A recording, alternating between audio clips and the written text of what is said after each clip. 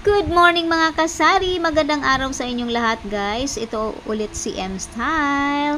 So ayan mga kasari, talagang naghanap kami ng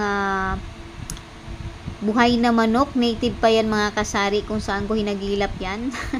Manok yan ng kapitbahay, kawawang manok. So yan, pinadugo namin yan sa aming pinatayong extension sa aming tindahan mga kasari, para swertehin. Swertehin talaga. So naglagay din ako dyan ng mga coins. Yan, yung mga kasabihan ng mga matatanda na maglagay daw ng coins at paduguan yung naitayong halige. So yan, poste kumbaga. So sige pa, dun pa ulit sa pinakadulo.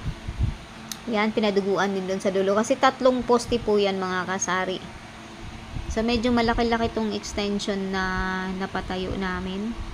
Medyo mahal ang mga materyales. Kung magtatanong kayo mga kasari, ay naku, napakamahal, grabe, especially sa bakal, semento at mga garaba, napakamahal, grabe. So walang magawa, kailangan talaga siyang gastusan kasi hindi na talaga magkasya yung aming mga paninda, yung mga stocks ko. So wala na kaming upuan dito sa loob ng bahay. Nandito na lahat yung mga stock. So kailangan talagang magkaroon ng extension. So dyan mo makikita na talagang kumikita yung tindahan mo mga kasari.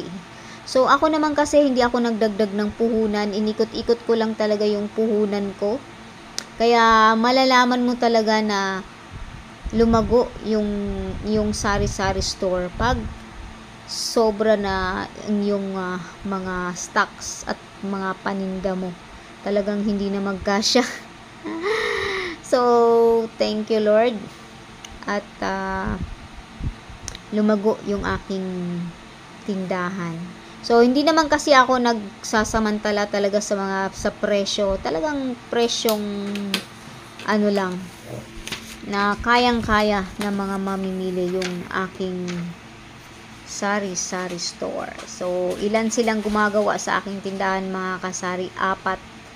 So 4 yung sinuswelduhan ko. Medyo mahal ang sweldo ngayon ng mga panday. Yung labor ay nasa 500, samantalang yung nila, yung mason is 800. Yan, 2 800 at saka 2 500 mga kasari. Medyo mabigat din yung pasweldo ng mga panday.